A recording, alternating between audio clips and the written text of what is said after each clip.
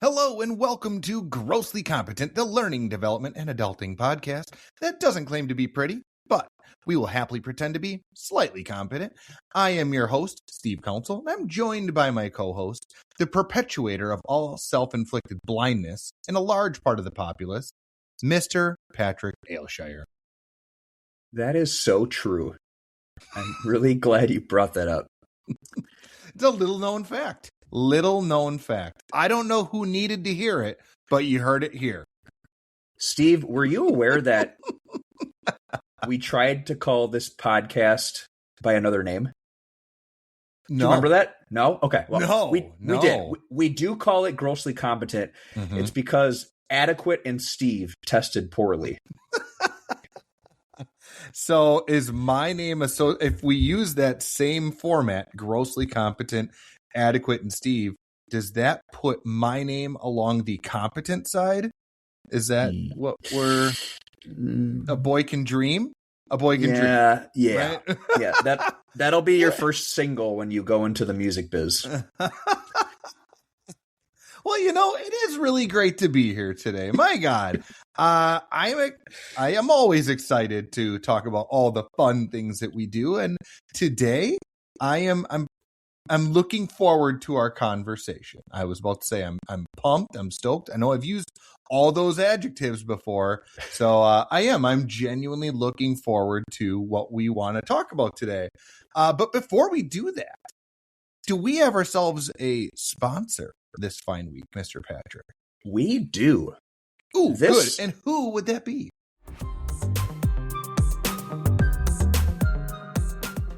This episode is brought to you by Almost Knowing Someone's Name. The thrilling mental sport of getting just close enough to avoid asking again, featuring advanced techniques like waiting for introductions and pretending it's buddy. Almost Knowing Someone's Name. Confidence without accuracy. Oh my gosh. I love this one. I love this one because let me jump in quick and say that when I was a elementary school teacher, I taught, for the most part, 3rd and 4th grade. But when I was teaching, I remember this specifically. When I taught 4th grade, I had 25 kids in my classroom, we'll say. Of course, I knew all their names, but the other 3 classrooms, or even the 3rd graders that knew me, were excited to have me as a teacher the next year.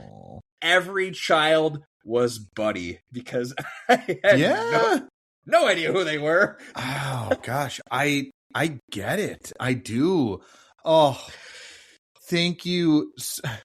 You can hear the defeat in my voice. Thank you.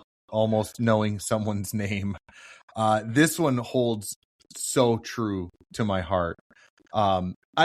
Are you familiar with the Win Friends and Influence People, Dale Carnegie, the book? Correct. Yeah. Yes. And in there, he talks about how there is no sound greater to somebody than the sound of their own name, which I know sounds like such a conceited thing. I don't know. Something about it just feels grimy. But it's true. It's absolutely true. Yes. People like it when you they remember you or you recognize their name or something like that. The weird thing is I have a hard time remembering names, but I will remember other details. Like, oh, you were into this sport or whatever. Or when we first met, we were standing right here at this building and it was 6:10. Like, I'll remember that, but I don't remember that your name is Jeff. Like, oh my gosh. What tough. I need to do is just get over it and be like, and I've done it more recently now than in the past. Like, please forgive me. What is your name again? Like, I am so sorry. I'm an idiot. And normally they're pretty gracious and tell me. And they go, Tara, your wife. We've been married for, 15 years. Steve, I just thought of something that you might have a recollection of this. We're gonna bring this back to Joe. Wow. Okay. So Mr. Joe, the man that helped develop correct. the Ugly Club. Okay. Very cool. So many years ago, when we were young lads all going out, everyone knows the phrase, what's her face? Right? You're trying to remember someone's name, so that's the whole what's her face. So I remember, I don't know if you were part of this, but like I know Joe and I talked about it. We said, okay, there's always this whole what's her face, and that means basically what's the person's name, but it's always saying what's her face. So we have to come up with something for the male version, and we would start talking in conversation, and then we couldn't remember some guy's name, and we'd say, what's his nut? Oh yeah. Yeah. What's his nut? You remember that? Yeah, that was. I do remember that. Yeah. I don't know how we were supposed to know that specific feature of the individual, but you know what? I have said and done much dumber things on my time on Earth here, so I'll take what's his nut any day of the week. I will emphasize that we were in our early 20s when we came up with that, but still. And by that you mean that was last week. Right, like we had this talk last week. 2 weeks ago. 2 weeks ago. Oh, it was 2. Pardon me. Yeah, what's his nut? Yeah, man, holy smokes. You're on. Oh, man. Yeah, I do remember that.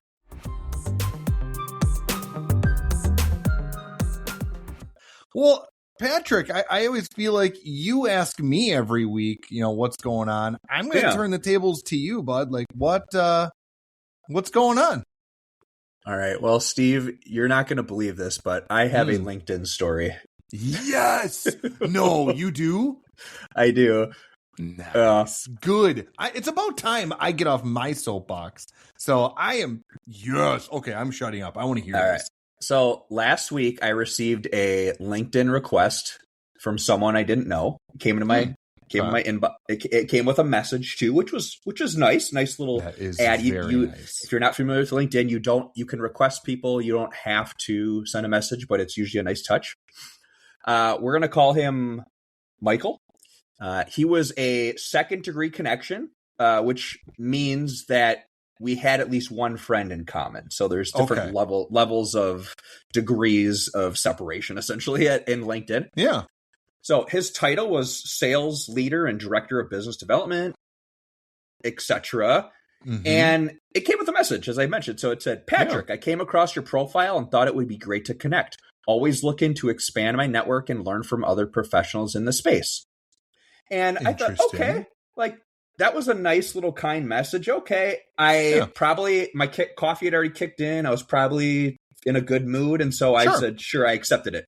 And I left it at that. Kind of forgot about it. Yeah.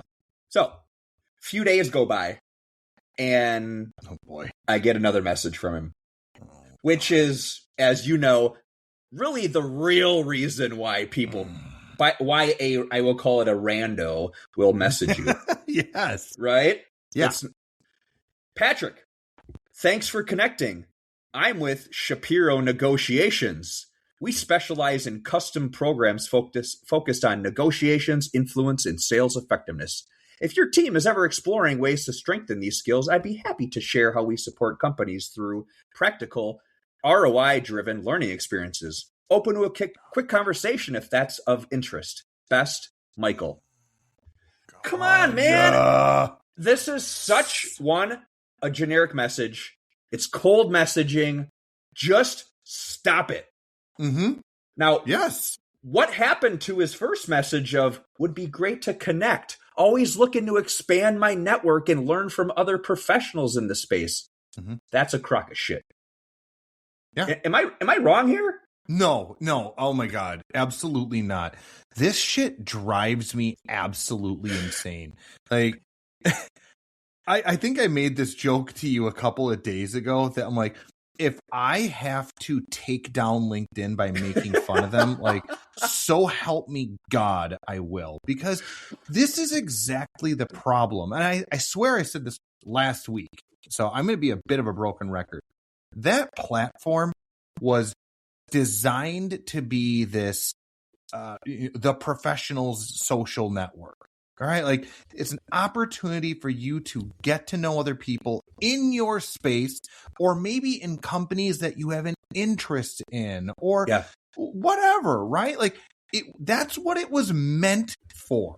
Now it is just a cold messaging network system. So the 1 or 2 times a quarter, perhaps, that I will receive an actual, factual, legitimate in-mail message from someone like, hey, I saw you work at X, thought this sounded interesting. Do you mind if I connect with you? Shoot, man, knock yourself out. If you go further than that and you're like, by the way, sign up for my... Nope, stop. I report you, I block you, and I count you as spam just to piss off LinkedIn. So they have somebody that has to page through all that and go, oh, good, look, Steve Council flagged this guy as spam. Gee, that's only the 4,000th this year.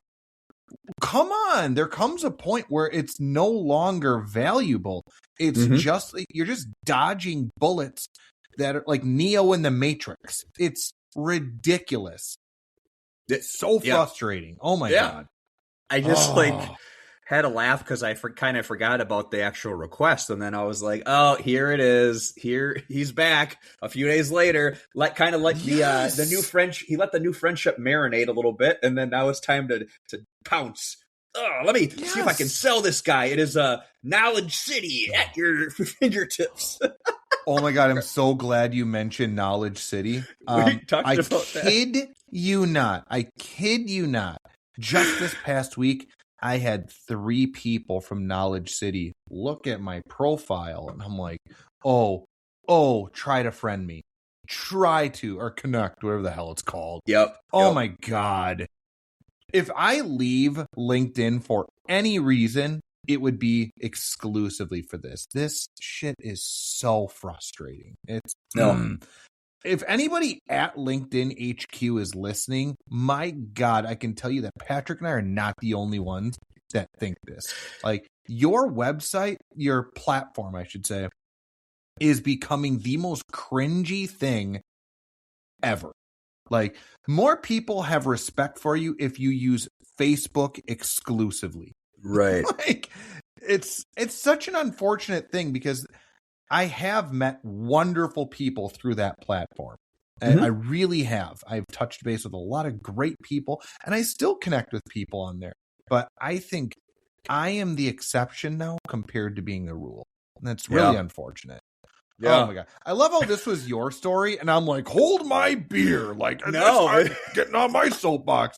It's so frustrating. Yeah. Dude. It's which is again why I just, it's tough to like take the platform seriously at times. Where now, here's the thing. Like, I want to, before we get into our topic for today, I think it's a great, we talk about the different kind of like gag posts that we see or whatever, but like, if you're talking about the company you work for or the business or whatever, and you're just posting stuff, that's great. But don't try to like, just, if you're just talking about like, this is a great company I work for and yada, yada, but don't just start cold messaging people and saying, let me try to, like, we had no connection. We had one other person in common, apparently. I don't even know who it was. And no, it would have been better if he hadn't even messaged me again, because I would have like forgot about it. And maybe he would have commented on a post down the road. But the fact that you just go out there and try to sell me stuff after 2 days. Yeah. I wonder what the success rate of them doing that is. Like, how many people do they honestly have to cold message in order for it to be a valid use of time? I don't know. What was the thing you got invited to last week? Because I should respond to him and say, good news, I got something you can probably attend. Well, make sure you really highlight the 15-minute briefing. I'm sorry, brief 15-minute briefing. That's how it was. What an absolute joke. And I just thought of this as you were saying your bit, and that is, I would be impressed if there is not at least one listener out there that is basically yelling at us going, you don't have to be on there. You're right. You are absolutely correct. We are gluttons for punishment. We are. We walk comes with the territory, man. I mean, we just walk into the maw of hell for all of you.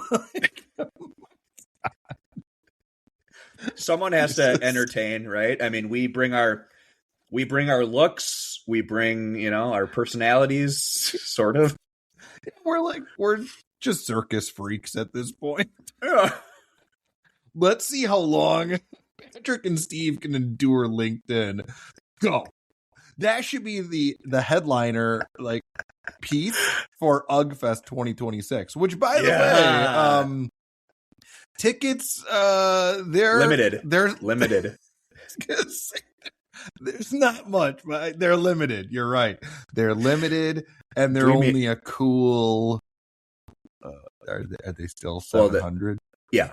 Oh, okay. They're only a cool $700. But rates will go up. Rates will go up by. They're going to go up from that. Wow. Yeah, it's an early bird special. You said $599 and then $700. So they might go up again, depending on supply and demand. Yeah, I've been hearing folks say UGFest 2026. That sounds like GriftCon 2026, and I don't know what they mean. I don't think that. No, that doesn't sound right. Grifting. Why would we do that? That's silly. Who would do such a thing?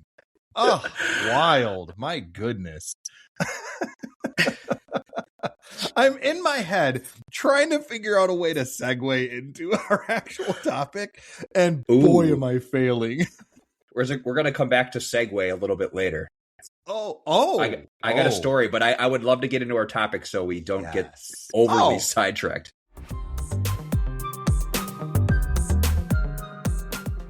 I know exactly how to get into this because, interestingly, it ties in a little bit with what we discussed last week.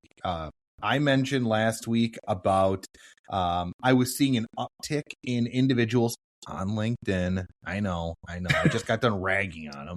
But I was seeing this uptick of really great platform. positive. We love it. Great platform. Jesus. If you want to sponsor us, LinkedIn, please. We'll change our tune real fast. No, that there was this uptick of people either being employed after long stints of layoff, or they were given promotions, cool stuff like that.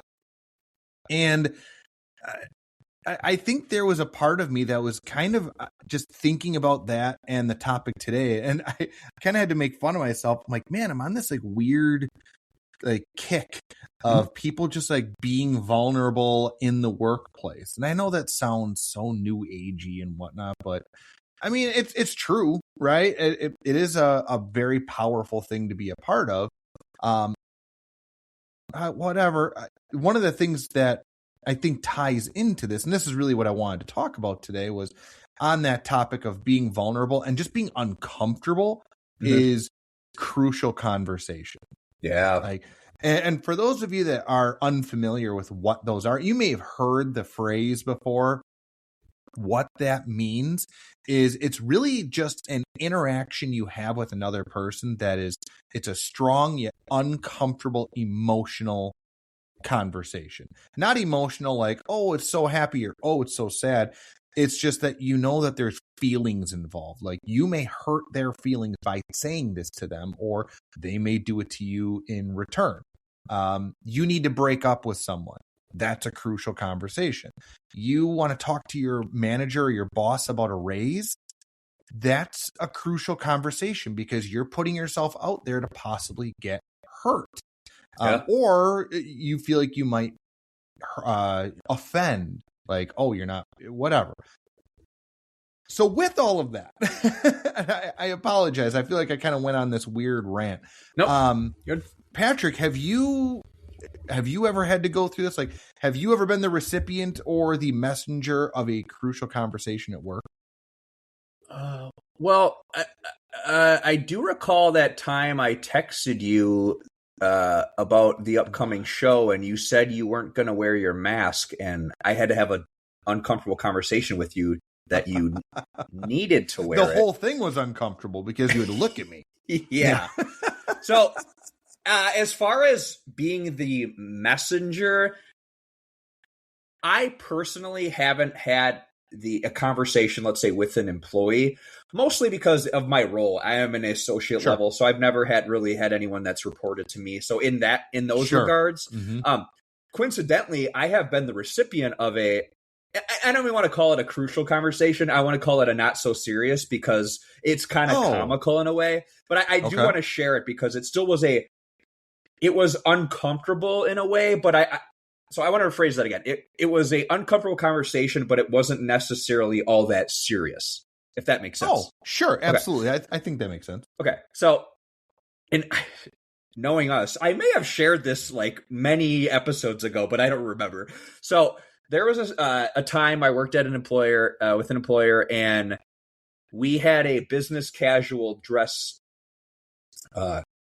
code, right? Mm-hmm. And so I would typically wear dress pants and a dress shirt, and then dress shoes for the most part, right? No suit and tie or anything needed like that. Just Fridays were typically like a jeans day with dress shirts, whatever, and then you could wear different shoes.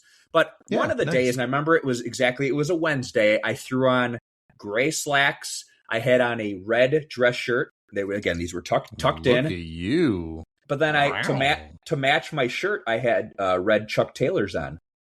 Okay. It coordinated. It's comfy. It's cool. I'm on my feet all day training, whatever. I was called into my boss's office, and she was such a cool person. I loved working for her. And she said, at the end of the day, like, how are things going? And how this week go, blah, blah, blah. And she goes, hey, so I got to bring something up here. Just to let you know, so-and-so stopped in. It was the HR leader, essentially, had stopped into her office earlier in the day and said, hey, and he kind of said a rhetorical question like, how do we feel about Patrick's red Chucks? So they're awesome. Yeah. She's like, oh, I guess I didn't even notice it. I think he's wearing a red shirt, though, so he's probably trying to match. And I was like, that's awesome, because that's what I was doing. So and the guy was, I like the guy, right? He just said, I think those are probably better for a Friday. Okay.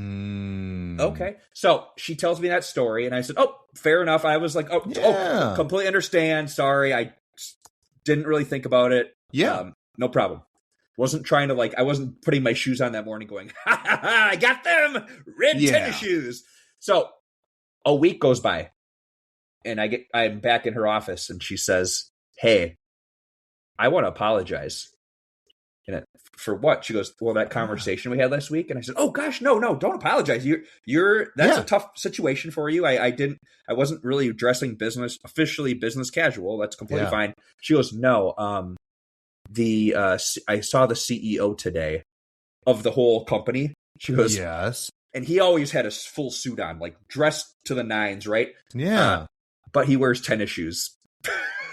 Like gym tennis shoes, like Air Jordans or whatever. That is She goes, awesome. So I talked to the HR leader and said, hey, if we're going to be bugging our HR employees about this, she goes, and the CEO's walking around the building wearing tennis shoes, maybe we should be a little bit more lax on that. So she came to apologize to me for getting on my case. And of course, I still Monday through Thursday, I wore the dress shoes, but it was such awesome. That is awesome. Well, that is an awesome story. I really like that. What I think is really interesting, though, if you don't mind my kind of interjecting here quick, is I would still consider that a crucial conversation, even though to you, it didn't feel like, I mean, dude, it's a pair of shoes. I don't really care. But they don't know that maybe perhaps that is your only pair of, nice shoes to wear, or sure. Because you don't know that about certain people. So even though as it was a very simple, kind of a funny, oh my gosh, it turns out it worked out in the end, but you can never predict that, which does make it a really kind of a high impact conversation. It's a good point. So yeah, but I love the way that turns out. That's awesome. And I bet you looked dapper as hell in that. That's I think I did. Nice. But yeah, quickly before I turn it over to you. Yeah, so I mentioned, haven't necessarily been the messenger as far as a employee leader, we'll say, but as our roles as facilitators, I have definitely had those. I've done those trainings. I facilitated those difficult or crucial conversations, as you mentioned. The content really does have kind of a wide range, I guess, even to my shoe story. It's could be that typical, as you mentioned, wanting a raise, needing time off. But it also could be uncomfortable. Maybe it's about unconscious bias or microaggressions, or even a chat about hygiene. Oh my gosh. Yeah. That one in specific is a rough one. That's I have been the messenger on those before, and that. Have you ever seen the episode of The Office, Scott's Tots? Oh God, yes. Yeah, like when I have to have those kinds of conversations, I feel like I'm living in that episode. Like it is, folks, for those of you that are unfamiliar with the episode that I am speaking about, you owe it to yourself. If you've never watched an episode of The Office, this is not the one to watch. I was going to say, I thought you were going to tell them to start with it. No, because your opinion of the entire show, you'll be like, why do people love this? Yeah. It's so hard to watch. It's such a challenge because everything in your being just wants to jump through the screen and be like, no, like, God, it's really rough. It is. I genuinely like to think that the only people on this planet that just absolutely love engaging in crucial conversations are psychopaths. They have to be, because there's nothing endearing about them. Like your story has to be the exception to that rule. It has to be. But I bet there was a moment in that individual that had to have a conversation with you of maybe like, ooh, I don't know. Like, you never know how it's going to go. So it's such a struggle because they're also extremely important to have. Any of you there that have ever had to have that kind of a conversation with a significant other or a friend, you know that these are the conversations that are make or break. They're extremely important, but they are also really, really hard to have. Yeah, it's for sure. It's tough, man. Yeah. That's I'm glad you brought that part up too, because that's a conversation. Again, if you are a people leader and you're having a conversation with employee, you don't know whether they're from a marginalized community or different, whatever their background is. You don't know if they have extra clothes or if they, if they're able to afford that. So I think that's an important point to make, Steve. Yeah. It's speaking of the hygiene one, I think what makes that one so difficult is because you're talking about somebody at a very personal level. And there are just some folks out there like that just either they run hot, and they're maybe extra sweaty or are prone to getting like tonsil stones. So they have really kind of bad breath. Like, those are really difficult conversations to have. And I think what kind of prompted me to think like, oh, crucial conversations, cool idea, was this talk about there are individuals more recently now that have these new roles. Maybe they're a leader on their team or something. You're going to have one of these at some point in time. Nobody goes through their career as a manager or supervisor or leader of any kind without having one of these kinds of conversations. And it's, so you mentioned like you do training on this pretty regularly. What have you been able to kind of engage with your teams on, or the individuals you're training? Like, what's your panacea like to make this a bit more palatable? So I think I'll stick with my current employer, just just to make it more relevant, but our training that we currently have, that we've evolved over time, is currently a navigating difficult conversations with confidence. So it's based on a book called Say the Right Thing: How to Talk About Identity, Diversity, and Justice. So this one focuses more on and not without getting going too deep down the rabbit hole. It's learning how to be empathetic, to have cultural humility, and understand where others are coming from. So we've adapted it. Now we do have a side training that we have had in the past. It's a little bit shorter, about having some of those other difficult conversations that we brought up. But the one we currently have, kind of as our one we advertise more, is more in that space of just being more humble and having those tricky conversations, because you can use skills from this book to have really any conversation. Great. It's not necessarily the whole DEI or the highway thing, but the book is so well written. And it really is for your everyday reader. The authors did such a great job, and it's really easy to understand. It was published just a couple years ago, so it's still relevant. Yeah. And it's one that I think we facilitated a handful of times that people take away quite a bit from it. And I'm sorry, what was the name of that book again? It's called the book was called Say the Right Thing: How to Talk About Identity, Diversity, and Justice. Awesome. I'll put that in the show notes. Sure. I mean, if you recommend it, why not? Right. Yeah. I have not read that one. I have read the very aptly named Crucial Conversations. I joke, but it's actually a fantastic book. I can also add that in the show notes as well. It has this like bright yellow cover. You can't miss it. Dissects how to have those conversations, which it sounds like that's kind of what this one somewhat does. I will say it's kind of more in the whole diversity, equity, inclusion space, but it's great because it's relevant to today, and it as I said, it's kind of for the everyday reader. So it's not so much down your throat of this is what you should think and this is what you should say. It's basically like if you're a people leader or even a associate level, that this is how you should approach these conversations as a listener, as a speaker, and then kind of meshing those together. Hell yeah. Oh, no, I feel like no matter how long you've been in your role, if you're some manager of some kind, it is always a good idea to refresh yourself on these things, because it's like a muscle, right? If you don't use it, you do lose it. And that time comes when you need it and you're going, ooh, I'm not prepared for this. It's just a nice little tool to have in your arsenal.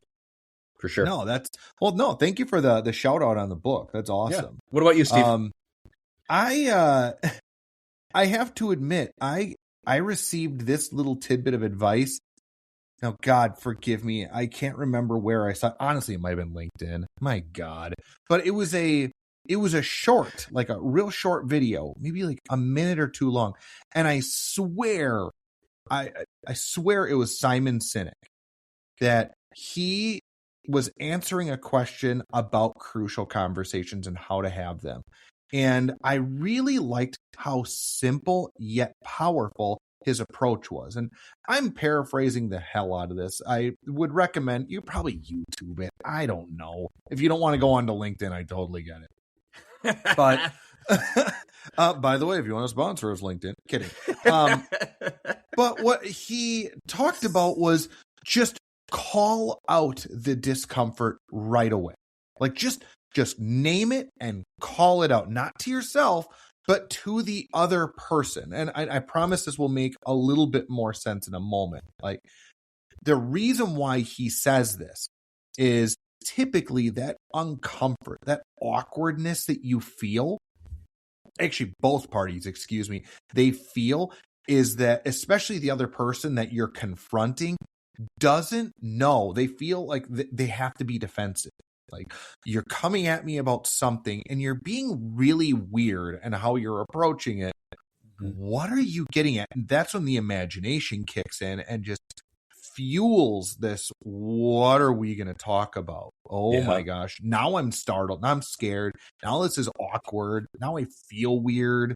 this isn't good. But if you just take the moment and say, hey, I need to have kind of an awkward conversation with you.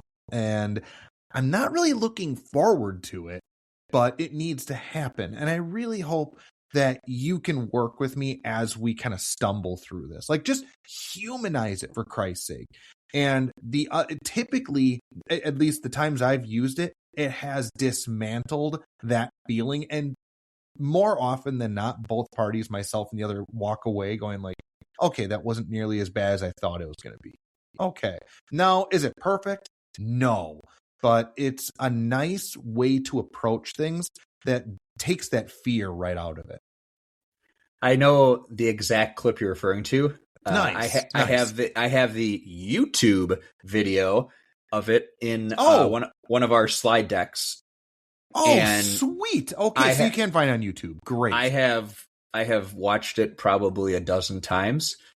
So, like you said, letting the audience or person know that you need to have a difficult conversation. So in that video, he says, hey, I need to have an uncomfortable conversation. Yeah. And he's talking about how he values the friendship.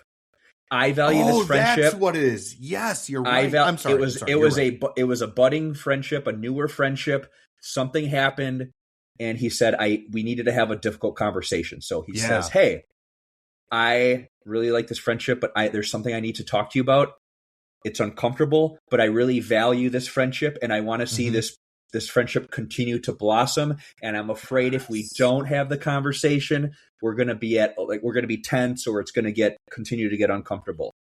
So, and then as you kind of mentioned before too, you said, please bear with me while I fumble through this, because it is a little awkward for me, and I want to make sure that I'm getting out what I need to. So please just be patient.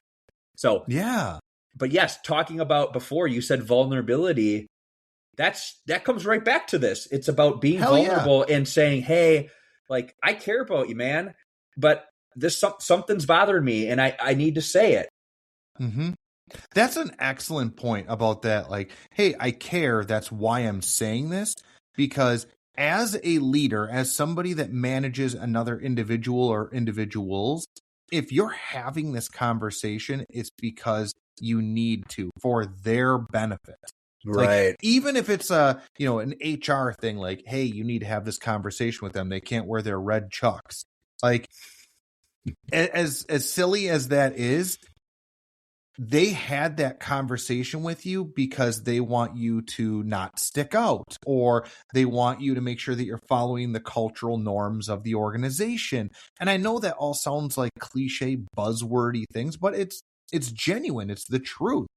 And being vulnerable about it, just owning the fact that, dude, this conversation is going to suck, and I'm not looking forward to it, just like I assume you're not either. Well, let's just do it. Let's just pound through it so we can be done after this. That sound cool with you? And you know my personality. That is the way I have handled these kind of conversations going forward. And it really has worked rather nicely. Yeah. For sure. And I think too, I think he says something in there where you obviously want to try to have it while you're bringing it up, but it could be hey, if I need 10 minutes just to kind of think about this, but have it as soon as you can, right? When but make sure it's still the right time for the other person. Yeah. And I mean, and that's the idea of like, let's just get it out in the open. Yeah. Sorry, go ahead. No, please. What I was going to add to that, because I think you're right. You triggered it when you said the 10 minutes bit. And that is, if you're the person that is initiating the conversation, it is massively important that the other party has just as much time to digest the information that you did. Right? Yep. Like, I had a former manager tell me that. I was like, oh, that's a great point, that if you have to have this conversation with somebody, you have had talks behind closed doors about this. So you've had this time to kind of like stew, but yet digest, like, okay, I need to have this. You've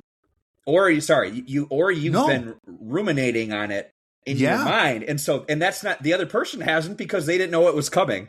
Exactly. Exactly. So when you have that conversation, I guess what I'm trying to get to is, don't be surprised if they're not all hunky dory immediately afterwards. Like, oh, thank you. Now I know that my breath smells. Like, they need a moment to be like, okay, that just happened. Huh. All right. I have some stuff to think about. And just allow them that time. That's not them walking away from the problem. That's not them deflecting. Yeah. Let them digest that information. Right. Because if you think you're just going to get an answer or a solution immediately, you're not. Or at least not a viable one. That stuff takes time. Yeah. Oh. And I don't know. And it comes down to it, Steve, is the toughest part is actually having the conversation. We give these kind of our feedback and these tips. I would say, and I don't know, I'm using the word majority, but I don't know if that's right. But most people would rather avoid the conversation, which I think is too bad. They may find it easier to ignore, try to move past it, or turn to gossip or complaining to someone else. And that could be in the workplace or in your personal life. Yes. Now, for me, granted, these conversations really don't turn up very often in my own life. It's not avoided or on purpose. I just really don't find myself in these situations very often. However, I will say future me is ready. I am quite prepared to have those conversations, let's say with a partner down the road, due to what I've learned the past few years about the importance of these moments, facing these moments head on. And that's from what I've learned at work. It's also what I've learned in my past and my personal life, how important having these crucial conversations are. And I'm not looking forward to it. I'm not excited, but I feel really good that I will be prepared, or that I will know that it's important to have. And you will stumble through it just like the rest of us. No, absolutely. Well, I think to your credit, and I sincerely mean this, you said that you don't typically have a lot of these. Like, they don't just organically come up for you. I think that is a badge of honor, quite frankly, that you should wear, because, in my opinion, at least, the reason why you don't have those is because you already set forth that genuine and authentic nature. Like, you have those conversations before they get to that, okay, this is a breaking point conversation. If maybe something's bothering you at work, you just, instead of letting it fester and stew, you just go and have the conversation when it's a sapling, right? Like just a little tiny bud. Yeah. Have that conversation rather than this big, giant, ugly, gnarly weed that you have to try to dig out as best you can. That is another way. Like, for those of you that are just starting perhaps in your leadership capabilities, just get those things out of the way. When they're small, you can have those conversations in a far less awkward way than if you wait, you let those things do. And sometimes you just can't help it. Maybe it's something that you don't realize. You're told that you need to have this conversation, and, well, hopefully you can follow along with what we've said, and you kind of you work with that advice, because that, at least to me, I do not claim that it is the perfect response, but I will tell you, if I have used it genuinely, I don't know, 20 times, it has worked 20 times. Like, and maybe that's just part of the way my personality is too, where I tend to try to be a little bit lighthearted about things when things are tough. And people just know that's part of my character. Yep. The worst thing you can do, well, actually, the second worst. The first one, like you said, not have the conversation. The second one is try to soften the blow. Like the whole sandwich, like, start with a compliment. Do not do that. My God, I can't stress enough. All you're doing is prolonging the inevitable. You're making it worse. And when you sandwich that, you're like, hey, this is a good thing. This is really what I want to talk about. And then here's a good thing. That last good thing, they didn't hear anything. They're thinking now about, ooh, We love this. We love the sandwich approach as elementary teachers because that was what we were told to say at. I totally get what you're saying, and I don't love the sandwich approach either. But I always think back to, and this is not a true story. I never said this to a parent, but the idea would be when you had a child who was maybe a little troubling, and you're trying to figure out what a good sandwich would be. It would be hey, you know what? Jimmy is so good at recess. He doesn't read very well, like at all. I thought you were going to say read good. Oh, God, I was hoping you'd say read good. Nope.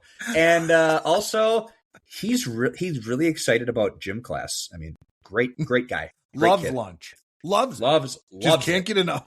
Oh, loves recess. What is funny about that is, honest to God, every dinner that we have in my household, where all of us are together, if we can all be together, we do what's called good day, bad day.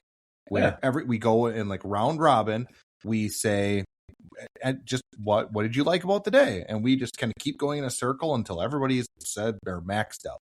And without hesitation, every single night, the first thing out of my son's mouth is, I really liked recess. It's like, boy, that's great. I'm glad that's what you got out of school.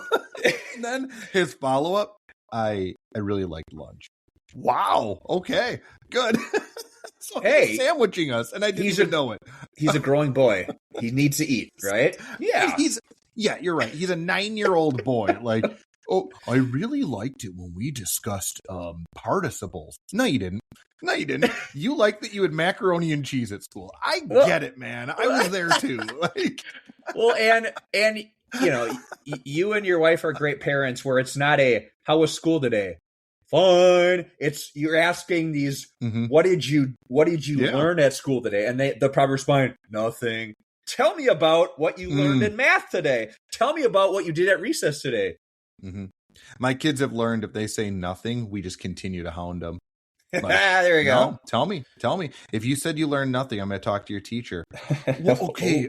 We actually, it's like, okay, yeah. But we also model it for them. We will say our good day, bad day. Sorry, that was a total. That's awesome. Randomness there. But no, well, I really appreciated your insight on crucial conversations. I will absolutely make sure that I add that book into the show notes because it sounds awesome. I might just order it. It looks great. It sounds awesome. Do you actually remember the first time that we had a crucial conversation about our looks? Oh, I almost didn't spit that out. I had it pop in my head. I'm embarrassed that you're bringing this up. I vaguely remember we held up a mirror and it instantly smashed with shards of glass going in our eyes. Was that the one you're talking about? No, I don't. Okay. No, I was thinking of a time in a basement of a bar called Boomers. Oh, that's a good segue.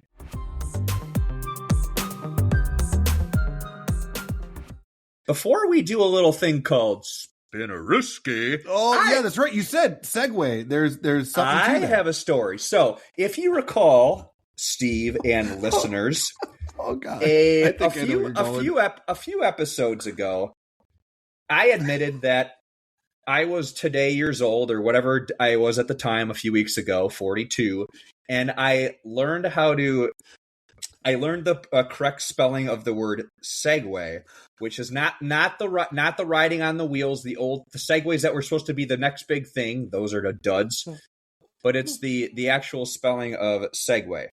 I recently grabbed coffee with someone who I shared the story about segue with them because they started listening. They started listening to our podcast, and sweet. I know lots of great things to say.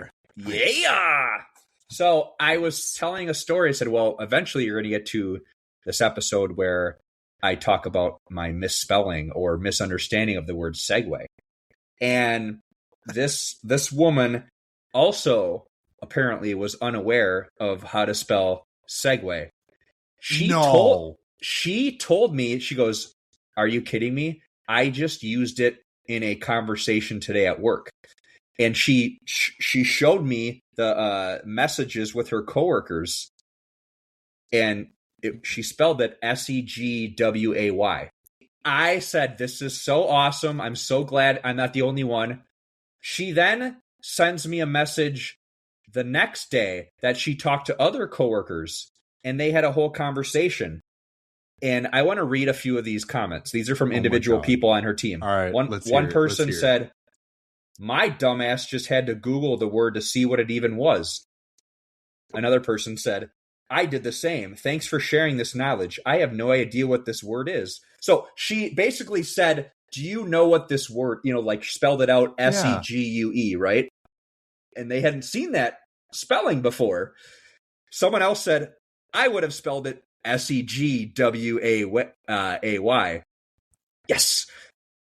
Another person wrote, same, LMAO.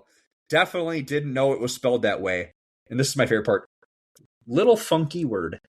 It is a funky word. Segway. SEG. Roads. Rawwoods.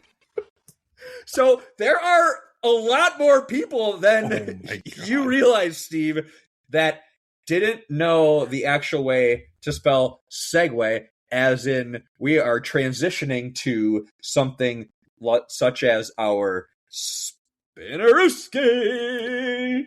Oh my god. So what you're telling me before is that every time I make fun of you about your inability to spell segue, we just lose another listener. Like, you know what? I don't need this. Just like I don't need to be on LinkedIn. Oh my god. Oh my gosh. All right. Yeah. Yes. It is about that time. We should probably get on to our Spinnerooski.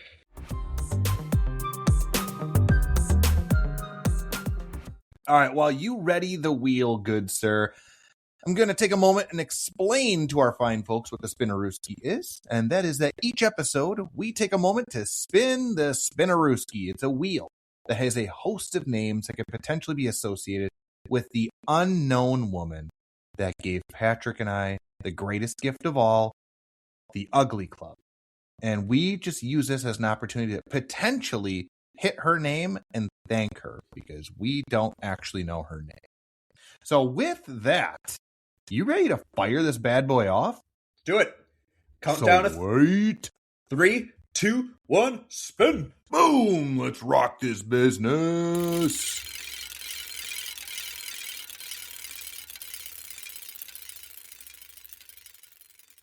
Ella. Wow. You know, that would have been a popular name at that time frame, I feel like. I think she was there that night. Yeah, I think that might have been. Well, Ella, my gosh, thank you so much. Thank you for all that you've given us. Thank you for being a participant, unwilling or not, of being the creator of the Ugly Club and living rent-free in Patrick and my head. So thank you so very much. We appreciate you. And thank you to Joe. We brought you up earlier. Thank you for being there and really being the shining light in the room. They really are like the Adam and Eve, right, of the Ugly Club. And does that make us Cain and Abel? Because that didn't end well. No, that didn't end well for at least one of them. Yeah, I think you're right though. Our time is coming. Wow. Like I feel that this all came to be for a reason. While if there was literally, Steve, I think if there was no Ugly Club, there's no way we would have a podcast. Like it wouldn't be like you and I just talking about learning and development and adulting on our own. No, it's grossly competent was sadly meant to be.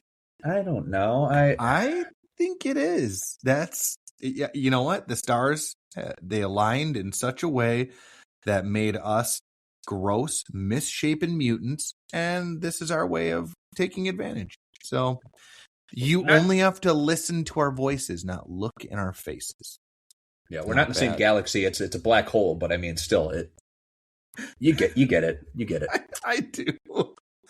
Well, on that note, that's a good segue. There it is. That's a good segu. Well, that about does it for this episode. And thank you to everyone out in Listenerland for joining us on Grossly Competent, or our working title, which was Steve is Hideous. Well, it was Adequate, Steve, Adequate, and Steve, right? Yeah. If you like what you're hearing and want to support the show, here are the best ways possible of all time. You can subscribe, follow, and give a 5-star review on Apple Podcasts, Spotify, or anywhere you get your podcasts. You can visit us on Buzzsprout at grosslycompetent.buzzsprout.com. Here you can become an active supporter and help us with the show.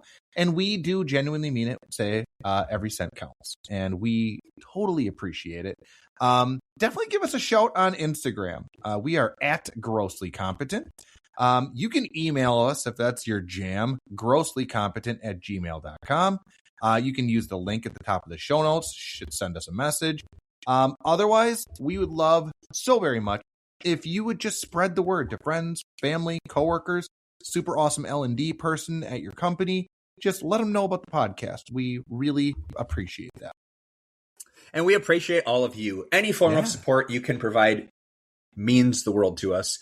This truly is a labor of love, and we love bringing to you each and every week. And that is sincere, as we text each other throughout the week saying, I'm pretty pumped for this topic, or I'm pretty pumped to share this story that has nothing to do with our topic. It's something to look forward to. It's fun, and we're all glad you're here.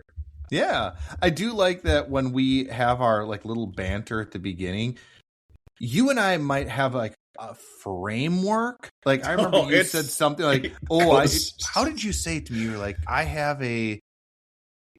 think you might have said I have a LinkedIn story or something like that. And I was like, all right. Part of me was like, you're making fun of me. Like, okay.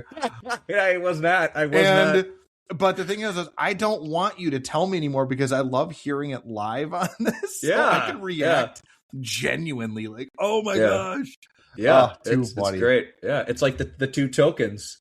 That was fantastic. Hey, I had no idea about that. And then as I shared last week, it comes back around. Dude, I love 2 token. Okay. Before we go for another 50 minutes, do you mind if I do a quick little shout out? Please do. Two shout outs. The first, so I'm going to do a double header. I mean, this is going to be pretty wild stuff. I would like to give a shout out to our new listeners in Winter Garden, Florida. As Wisconsinites, Patrick and I both are. I just personally love the name, Winter Garden. What a cool name. So keep being awesome. Thank you for listening. I hope you're enjoying yourself. Then I would also like to give a shout out to a new listener. This person was introduced by Mr. Patrick to this show, Miss Helen K. So she messaged Patrick and let him know that she too thinks that LinkedIn is super cringy and over the top ridiculous, to which I replied, is she my spirit animal? And Helen, you might be. You're a real one, and we appreciate you. Thank you. Winter Garden. That's a fantastic Winter Garden, name. Florida. Winter Garden, Florida. Like, what? When I saw it pop up on our stats, I'm like, I have to say something. That's just a sweet name. That is really cool. Awesome. Yeah. And thank you, Helen, so much for the message. And we are glad you're enjoying the show. And LinkedIn is quite the cringe. Yeah. Helen K coming to represent. We appreciate you. Did you have any shout outs before we sign off, good sir? No, I just always want to dedicate my my time to all of our great listeners. Hell yeah, man. And Joe. Yeah, I mean, you can take him or leave him. It's fine. All right, folks, that is it for this episode, Uggos. We appreciate you, we love you, and we will see you next time. Ugly.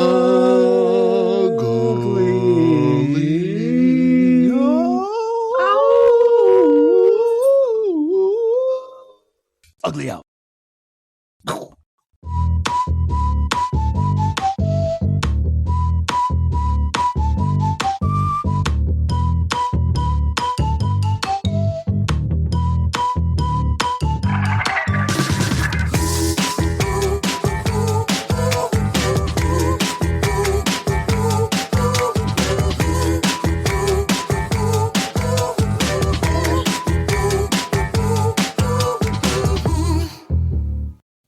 I figured I would do something different than the beatbox thing or whatever I did last time.